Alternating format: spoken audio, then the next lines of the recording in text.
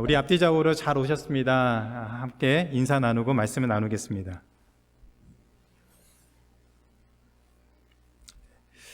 갈릴리에서 병자들을 치료하시고 말씀을 전하시던 예수님께 바리새인들이 또 찾아왔습니다. 그런데 예전에 있던 때와는 좀 분위기가 달랐던 것 같습니다. 이 바리새인들 옆에 서기관들이 왔습니다. 근데 이 서기관들은 율법을 연구하는 사람들이었는데 그 지역에 살고 있던 서기관들이 아니고 예루살렘에서 거주하던 서기관들이다라고 얘기를 합니다. 예루살렘에서 멀리 떨어져 있는 이 갈릴리까지 이 율법을 연구하는 서기관들이 아무 이유 없이 그냥 놀러 온 것은 아니겠죠.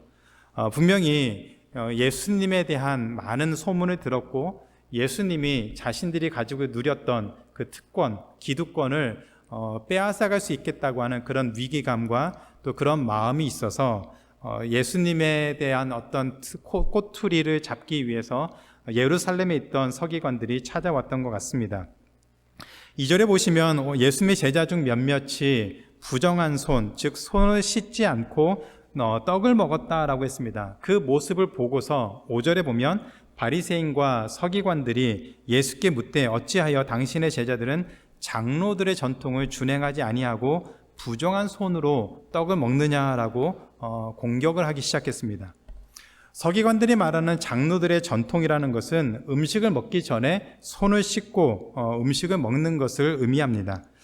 우리도 나갔다가 밥 먹기 전에 손을 씻고 또 사람들하고 많이 만난 다음에 요새는 코로나 때문이라도 세니타이저를 잘하고 손을 이제 자주 씻는 그런 모습들이 한 습관들이 생겼습니다. 그러나 이제 당시에는 다른 이유로 손을 씻었다라고 얘기를 합니다. 물론 손을 씻지 않고 음식을 먹으면 손이 부정하게 되고 또 음식이 부정하게 되기 때문에 그 음식을 먹었을 때 그 몸도 부정하게 된다는 그런 논리로 장로들이 세운 전통을 지켜야 한다라고 했습니다. 이스라엘 백성이 특별히 유대 민족이 이 바벨론의 포로로 끌려간 다음에 오랜 시간 고통을 당하고 처참한 생활을 하고 다시 예루살렘으로 돌아왔습니다. 그때 이 유대인들이 한 가지 다짐을 한 것이 있는데 그것은 하나님의 율법을 철저하게 지키는 것이었습니다. 자신들의 지난 조상들의 삶을 보니까 하나님 율법을 제대로 지키지 못하고 우상을 숭배해서 하나님이 이 이스라엘을, 유대 민족을 멸망시켰다고 하는 그런 처절한 회개와 또 뉘우침으로 인해서 다시는 이런 일이 생기지 않도록 하나님의 계명을 철저하게 지키기를 다짐하고 다짐을 했습니다. 그래서 장로들은 그 율법을 어떻게 하면 철저하게 지킬 것인가 고민하다가 정결에 대한 율법에다가 한 가지를 추가했습니다. 물론 몇 가지 다 추가했는데 오늘 우리가 읽은 말씀을 추가했습니다. 손을 씻어서 음식을 먹기 전에 그 손을 깨끗하게 만들어서 음식을 부정하게 하지 못하도록 하는 이 정결 예식을 추가했습니다. 그리고 이 손을 씻는 정결 예식은 예수님의 때에도 철저하게 지켜졌습니다. 이처럼 유대인들에게는 음식을 먹기 전에, 식사를 하기 전에 손을 씻는 이 정결 예식은 매우 중요한 전통이 되어서 많은 사람들이 그 전통을 지켜왔습니다. 4절에 보면은 이 손을 씻는 전통 외에도 시장에서 돌아오면 물을 뿌린다던가 잔과 주발과 녹그릇을 씻는 것처럼 아주 세세한 부분까지도 철저하게 정결 예식을 행하는 그런 추가적인 항목들을 만들었습니다. 이 모든 정결 예식은 동일한 원리와 목적을 가지고 있었습니다. 하나님이 정결하시기 때문에, 하나님이 정하신 분이시기 때문에 이스라엘 백성도 정결해야 된다. 이스라엘 백성도 깨끗해야 된다라고 하는 그런 이유였습니다. 그런데 예수님의 제자들이 손을 씻는 이 정결 예식을 행하지 않고 음식을 그대로 먹었으니 바리새인과 서기관들이 보기에 이것은 큰 죄를 범한 것이고 그냥 넘길 수 없는 사건이었습니다. 그래서 이것을 꼬투리 잡아서 예수님을 공격하기 시작했습니다.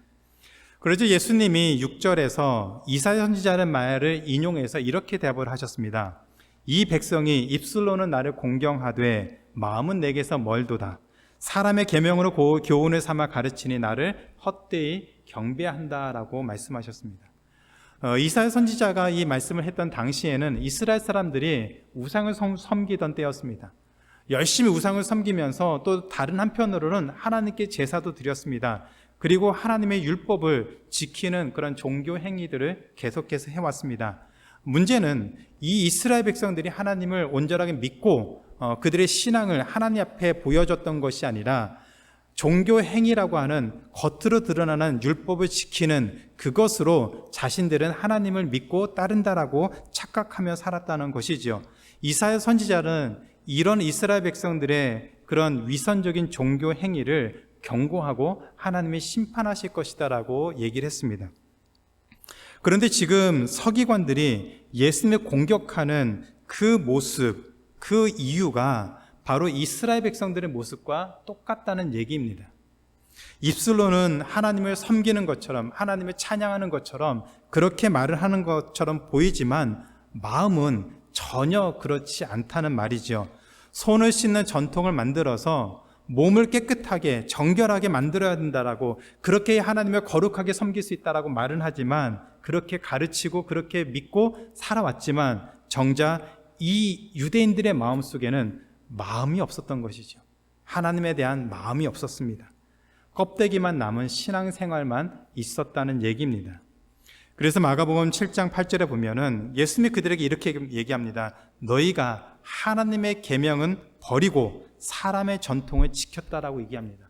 물론 서기관들이나 바리새인들은 그렇게 생각하지 않겠죠. 우리는 하나님의 계명을 지켰습니다. 하나님의 계명을 지키기 위해서 장로들의 전통을 이렇게 만들어서 우리는 철저하게 하나님의 계명을 지켰습니다라고 말했겠죠. 그러나 그들은 하나님이 왜 이스라엘 백성들에게, 그들에게 하나님의 말씀을, 계명을 주셨는지 그 이유는 생각하지도 않고 오로지 겉에 드러난 형식에 치우쳐서 전통을 지키는 것으로만 관심이 있었던 것입니다.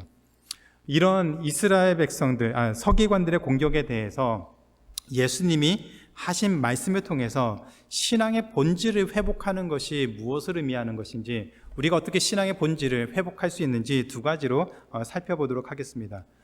첫 번째는 신앙의 본질을 회복하기 위해서 우리가 가진 전통을 계속 돌아보면서 살아야 됩니다. 신앙의 본질을 회복하기 위해서 우리가 지키고 붙잡고 있는 신앙의 전통을 계속해서 돌아보는 그런 시간들을 반드시 가져야만 합니다. 바벨론 포로에서 돌아온 이 유대인들이 정결 예식을 잘 지키고 또 하나님을 잘 섬기려고 하는 좋은 의도에서 손을 씻는 그런 전통을 만들었습니다. 그래서 유대인들은 이 장로들의 전통을 잘 지키면 하나님을 잘 섬기는 것이다라고 생각을 했습니다. 그러나 예수님의 말씀에 의하면 전통을 잘 지키려는 그 행위가 결과적으로 하나님의 계명을 버린 것이다라고 얘기를 하고 있습니다. 유대인들 분명히 하나님의 계명을 잘 지키기 위해서 전통을 지킨다라고 말했지만 예수님은 너희들이 지키려고 하는 그 전통을 따랐기 때문에 결과적으로는 하나님의 계명을, 하나님의 말씀을 버렸다라고 얘기를 하고 있습니다. 왜 좋은 의도에서 시작된 그 손을 씻는 그 전통이 이런 부정적인 결과를 가져왔을까요? 분명히 좋은 의도로 시작한 그 전통이 왜 많은 시간이 지난 다음에 오히려 그들의 신앙을 더 왜곡하고 부정적으로 만들고 심지어는 그들이 하나님의 계명을 버린 것이라고 하는 그런 결과가 생겼을까요? 6절에 보면 예수님은 이들의 행위를, 전통을 고수하려고 하는 이들의 행위를 외식하는 것이다 라고 얘기를 하고 있습니다. 마음이 없는 행동을, 어떤 행동을 하는데 전혀 하고 싶은 마음도 없고 하고 싶은 이유도 없지만 다른 사람들에게 보여지기 위해서 하는 것을 우리는 외식이다라고 얘기를 합니다. 왜 손을 씻는 것이 외식이 되었냐면 손을 씻는 것으로 말미암아 사람들은 안심을 하게 되었습니다. 손을 씻기는 했지만 정결하고 깨끗한 거룩함이라고 하는 그 본질은 놓쳤지만 손을 씻었기 때문에 이들은 하나님 앞에 정결한 사람이다라고 스스로 생각하고 스스로 신앙생활을 잘 하고 있다라고 착각하면서 살았습니다. 그 결과가 8절입니다. 너희가 하나님의 계명은 버리고 사람의 전통은 지켰다라고 얘기하고 있습니다. 하나님의 말씀은 온데간데 없어지고 사람들이 만든 전통이라고 하는 껍데기만 남았다는 그 얘기를 예수님이 지적하고 있습니다. 예수님의 관심은 하나님의 자녀들이 하나님께 더 가까이 나아가는 것입니다. 하나님을 제대로 알고 하나님과 더 깊이 교제하고 하나님의 자녀로서 어떻게 이 땅에 살아가야 되는지 그것을 배우고 그대로 살아가는 것을 만들기 위해서 예수님 이 땅에 오셨고 또 말씀을 가르쳐 주셨습니다. 그런데 사람들은 본질은 놓치고 전통이나 신앙 행위에 집착하면서 스스로를 의로운 것처럼 생각을 하고 있습니다. 그리고서 하나님의 은혜를 받았다라고 스스로 믿고 생각하는 것이죠. 소위 말해서 지성이면 감천이라고 자신들이 노력하고 이렇게 전통을 열심히 지키면서 따라가면 하나님이 은혜 주실 것이라고 기대하며 살았다는 얘기입니다. 그렇다면 기독교 신앙이 하나님의 자녀로서 이 땅에 살아가는 것이 산신령에게 제사를 드리는 것이나 불교에서 소원 성취를 위해서 1만 배 그 고통스러운 그 힘든 제사를 드리는 것이나 무엇이 다른 것일까요? 내 무릎이 이렇게 망가질 정도로 소원을 빌었으니 소원을 들어주시겠지 하는 그 기대와 전통을 열심히 지켜서 그 안에 있는 본질을 잊어버리고 전통만 열심히 지켜서 열심을 내면 하나님이 은혜 주실 것이라고 하는 그 마음과 그 기대와 뭐가 다를까요? 다르지 않습니다. 똑같습니다. 인간의 노력으로 하나님께 무엇을 얻기 위해서 지키는 전통은 성경적인 전통이 아닙니다. 그런 전통은 우리로 하여금 하나님께로 나아가도록 만들지 못합니다. 따라서 우리는 신앙의 본질을 회복하기 위해서 우리가 행하는, 우리가 정말 붙잡고 있는, 열심을 내고 있는 그런 우리 삶의 모습들, 신앙의 모습들을 늘 점검하는 시간을 가져야만 합니다. 제가 미국에 유학 가서 감사한 것 중에 하나가 한국 교회라고 하는 그 울타리에 익숙했던 제 모습을 돌아볼 수 있게 된 것이었습니다. 한국 교회에서 너무나 당연하게 생각했던 것들, 소위 말해서 전통이란 이름으로 행해졌던 그 많은 목회 현장들에 대해서 왜라는 질문을 던질 수 있게 되었습니다.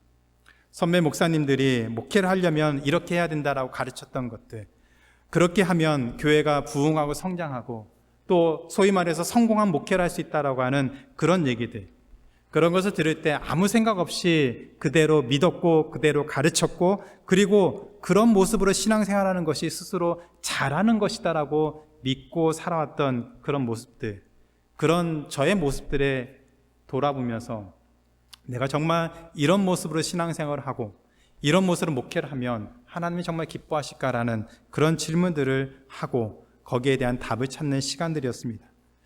그래서 지금도 목회를 하면서 제 자신을 계속해서 돌아보는 시간을 갖습니다. 익숙한 것을 하는 거, 그건 어려운 것이 아니죠. 우리도 익숙한 것을 하는 것은 늘 편하고 쉬운 마음을 하고 있습니다.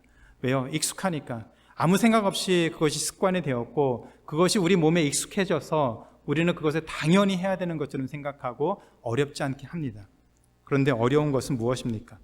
지금까지 우리가 익숙하게 해왔던 것을 다시 돌아보면서 왜 우리가 이것을 해야 되는지, 그것을 통해서 우리 마음이 정말 하나님께로 향하고 있는지를 돌아보는 것, 그것이 어려운 것이죠.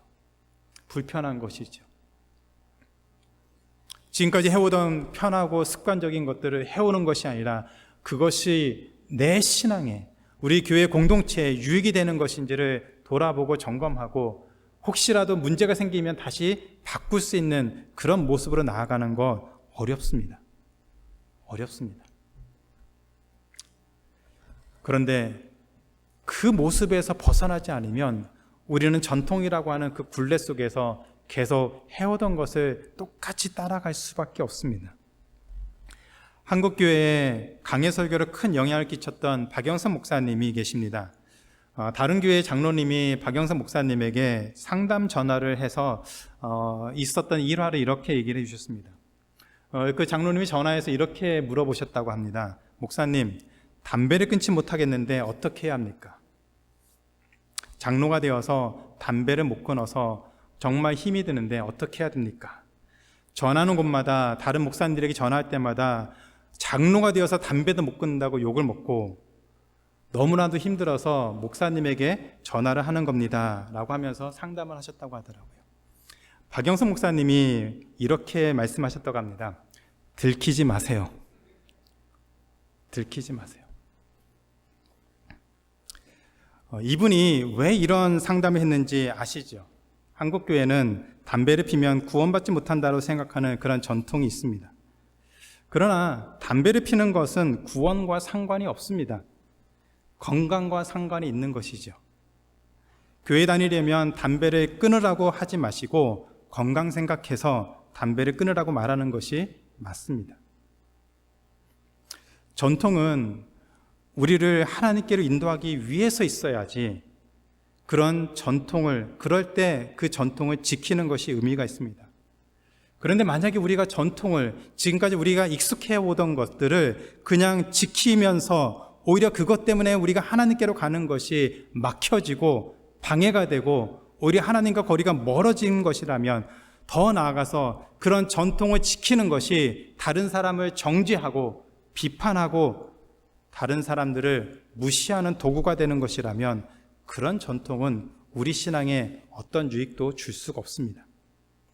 오히려 그런 전통을 지키는 것은 스스로를 힘들게 하는 금욕이고 하나님을 헛되이 경배하는 것입니다. 속지 말아야 됩니다. 우리가 지금까지 지켜온 전통이 우리의 삶을 바꾸는 것이 아닙니다. 전통은 우리로 하여금 하나님께로 나아가도록 해서 하나님을 만나고 복음을 들을 수 있도록 돕는 수단일 뿐입니다. 전통이 목적이 아니라 그런 신앙 행위를 통해서 우리가 하나님께로 나아가도록 돕는 것이지 그것을 지키는 것에 의미가 있는 것이 아닙니다. 그 전통, 어떠한 신앙 행위를 통해서라도 우리는 하나님께 나아가는 방법을 찾는 것이지 그 전통을 지키는 것에 의미가 있는 것이 아닙니다. 전통은 자신의 삶을 돌아보고 공동체가 건강하게 세워지도록 돕는 것이지 다른 사람들이 잘하는지 못하는지 감시하고 비판하고 지적하라고 있는 것이 아니라는 것을 기억해야 됩니다. 그래서 나 자신이, 다른 사람이 아니라 나 자신이 하나님 앞에 올바로 서 있는가, 올바로 서 있지 못한가를 계속 돌아보도록 만드는 것이, 그것이 좋은 전통입니다. 좋은 전통은 개인과 공동체가 하나님께 건강한 모습으로 나아가도록 만드는 것이지 다른 사람을 정죄하고 비판하는 도구가 되어서는 안 됩니다. 다른 사람을 정죄하고 비판하는 그런 전통을 지키는 것은 자기 만족이고 오히려 하나님을 기쁘시게 하지 못한다는 것을 우리는 기억해야 됩니다. 개혁교회는 항상 개혁해야 된다는 말이 있습니다. 개혁교회라는 것은 이전에 어떤 문제가 있어서 그 문제를 고치고 바로 서서 올바른 길로 나아가도록 하는 그런 교회를 개혁교회라고 얘기를 합니다. 문제를 찾아서 더 이상 그 잘못된 것을 반복하지 않고 올바르게 하나님이 기뻐하시는 모습을 세워가는 교회를 개혁교회라고 얘기합니다. 그런 개혁교회도 항상 스스로를 돌아보면서 어디서 잘못되었는지, 무엇을 잘못하고 있는지를 계속해서 돌아보지 않으면 그 개혁교회도 무너질 수밖에 없다는 얘기입니다. 그래서 자신의 모습을, 교회의 모습을 계속 돌아봐서 필요하면 다시 개혁을 해야 한다는 것이 개혁교회는 항상 개혁되어야 된다는 그 얘기입니다. 메릴랜드 크리스찬 교회는 21년이 되었지만 제가 생각하기에는 이제 새롭게 시작하는 교회라고 믿습니다. 그래서 우리만의 성경적인 전통을 이제 만들어야 됩니다. 우리가 지금까지 개인적으로 또 교회적으로 지켜오던 신앙의 모습을 한번 돌아보는 시간을 꼭 가지시기 바랍니다. 올 한 해, 이제 다음 주 추수감사주일인데 한 해를 돌아보면서 우리 신앙의 모습들을 쭉 돌아보면서 우리가 하나님 앞에 은혜를 사모하는 모습으로 나아가고 있는지, 아니면 우리가 지켜오던 무엇인가를 계속 붙잡기 위해서 계속 몸부리치면서 그 전통에 얽매이면서 삶을 살아왔는지 돌아보는 시간을 꼭 가지시기 바랍니다. 우리 신앙과 열심히 우리 공동체를, 개인뿐만이 아니라 교회 공동체를 하나님께로 가까이 나가도록 그렇게 가까이 가도록 만들고 있는지 계속 돌아보는 시간을 가져야 됩니다. 그래야 교회는 건강하게 성장할 수가 있습니다.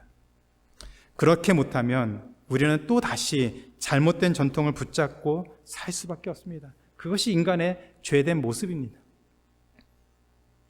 우리 안에 있는 그 죄된 모습 때문에 우리가 고집하고 있는 것이 우리를 하나님께로 가까이 가도록 만드는 것이 아니라 그것이 우리를 발목 잡아서 우리 하나님께로부터 멀어지게 만들 수 있다는 것을 기억하시고 늘 자신의 모습을 돌아보면서 혹시라도 내가 교회가 잘못된 방향으로 가고 있는 것은 아닌지 돌아보면서 어떻게 해야 우리의 신앙 행위를 통해서 우리의 신앙 생활을 통해서 하나님을 더 잘 믿고 더 가까이 가고 교회가 건강하게 하나님을 잘 믿고 섬길 수 있는지 고민하면서 나아가는 그런 메릴랜드 크리스찬 교회를 세워가는 우리 모두가 되기를 주님의 이름으로 축원합니다. 두 번째로 신앙의 본질을 회복하기 위해서 우리가 겪는 문제의 본질을 정확하게 알아야만 합니다. 우리가 부딪히는 모든 삶에서 본질을 정확하게 알아야 우리는 거기서부터 문제를 해결할 수가 있습니다. 좀 전에 말씀드린 것처럼 서기관들이 공격한 전통이라는 것은 손을 씻는 것과 관련된 정결 예식이었습니다. 서기관들은 손을 씻지 않고 음식을 먹으면 손이 부정하기 때문에 음식도 부정하게 되고 부정한 음식을 먹으면 그 음식이 우리 몸에 들어갔을 때 우리 몸도 부정하게 된다고 하는 그 논리로 손을 씻는 전통을 지켜야 된다고 얘기했습니다. 이들의 주장에 대해서 예수님이 7장 15절 16절에서 이렇게 말씀하셨습니다. 무엇이든지 밖에서 사람에게로 들어가는 것은 능히 사람을 더럽게 하지 못하되 사람 안에서 나오는 것이 사람을 더럽게 한다라고 말씀하셨습니다. 사람들에게 이 말씀을 하셨을 때 제자들이 그것에 대해서 이해를 못했습니다. 그래서 예수님이 다시 설명해 주신 것이 18절 19절입니다. 예수께서 이르시되 너희도 이렇게 깨달음이 없느냐 무엇이든지 밖에서 들어가는 것이 능히 사람을 더럽게 하지 못함을 알지 못하느냐 이는 마음으로 들어가지 아니하고 배로 들어가 뒤로 나감이라 이러므로 모든 음식물을 깨끗하다 하시니라. 서기관들은 손이 부정하면 음식도 부정하다고 말했지만 그 음식은 결국 배로 들어가서 배설물로 나오기 때문에 그 사람의 몸을 더럽힐 수 없다는 얘기입니다. 그런데 그 몸을 더럽게 하고 부정하게 만드는 것이 있는데 그것은 사람의 마음에 있는 악한 생각이었습니다. 그래서 그 악한 생각에 대해서 7장 20절 이하에 이렇게 얘기하십니다. 또 이르시되 사람에게서 나오는 그것이 사람을 더럽게 하느니라. 속에서 곧 사람의 마음에서 나오는 것은 악한 생각 곧 음란과 도둑질과 살인과 간음과 탐욕과 악독과 속임과 음탕과 질투와 비방과 교만과 우매함이니 이 모든 악한 것이 다 속에서 나와서 사람을 더럽게 한다라고 했습니다. 예수님 말씀은 이것이죠. 손을 씻지 않아서 그 손으로 인해서 음식을 먹으면 음식이 부정하게 되고 부정한 음식을 먹으면 우리 몸이 부정하게 되는 것이 아니라는 얘기입니다. 오히려 사람의 마음에 악한 생각이 있어서 그것이 밖으로 나오면 그로 인해서 그 사람이 부정한 사람이라는 것을 비로소 세상의 모든 사람들이 알게 된다는 얘기입니다. 그것만이 아니라 더 나아가 그 악한 생각을 듣는 상대방의 마음에 그 악한 생각이 들어가게 되기 때문에 그래서 그 마음에 그 악한 생각이 머물기 때문에 결국 그 사람도 그 악한 마음을 들은 사람도 악한 생각에 동조하게 되고 스스로를 더럽게 만든다는 얘기를 하고 있습니다. 따라서 사람이 더럽고 부정하게 되는 것은 음식 때문이 아니라 그 마음에 있는 악한 생각 때문입니다. 그 악한 생각이 들어가서 그 마음을 조정하게 되면 그 사람 역시 부정하게 되고 악한 생각을 갖고 하나님 앞에 정죄받을 수밖에 없다는 그 얘기를 하고 있습니다. 그런데 왜 이것이 문제가 될까요? 왜 예수님은 우리 마음에 있는 그 악한 생각이 우리를 부정하게 한다고 하면서 그 악한 생각이 문제라고 말씀하실까요? 우리 안에 있는 그 악한 생각에서 나온 것들이 그리스도인들을 공격하는 사탄의 도구로 사용되기 때문입니다. 그래서 사도 바울은 에베소서 4장 29절에서 이렇게 얘기합니다. 같이 한번 읽겠습니다. 시작. 무릇 더러운 말은 너희 입 밖에도 내지 말고 오직 덕을 세우는데 소용되는 대로 선한 말을 하여 듣는 자들에게 은혜를 끼치게 하라 하고 했습니다. 아멘. 더러운 말을 입 밖에도 내지 말라는 것은 그 사람 마음속에 더러운 것이 있다는 얘기입니다. 그것을 의미하고 있습니다. 그런데 그 더러운 생각, 악한 생각을 입 밖으로 내면 밖으로 보여지게 되면 누군가 들을 것이고 그 들은 사람도 그 더러운 것을 그 마음에 품게 되고 또 악한 마음을 가질 수밖에 없게 된다라고 얘기합니다. 그렇기 때문에 우리는 가능하면 선한 말을 하여서 듣는 사람들이 하나님의 은혜를 누리도록 하라라고 얘기합니다. 반대로 뒤집어서 얘기하면 무엇입니까? 우리가 악한 말을 내뱉고 쏟아내면 그것을 듣는 사람들이 동일한 것을 갖게 되어서 결국 하나님으로부터 점점 멀어지는 삶을 살 수밖에 없다는 얘기입니다. 그런데 서기관들은 이 모든 것을, 그 마음에 있는 악한 것에 대한 생각을 하지 않고 이 모든 것을 정결 예식만 잘 지키면 된다라고 가르쳤습니다. 따라서 정결 예식이라는 전통을 지키라고 말하는 서기관들은 오히려 신앙의 본질을 왜곡하고 있는 것이고 거짓된 얘기를 하고 있는 것이지요. 오히려 예수님의 말씀을 통해서 우리는 신앙의 본질을 정확하게 알아야만 합니다.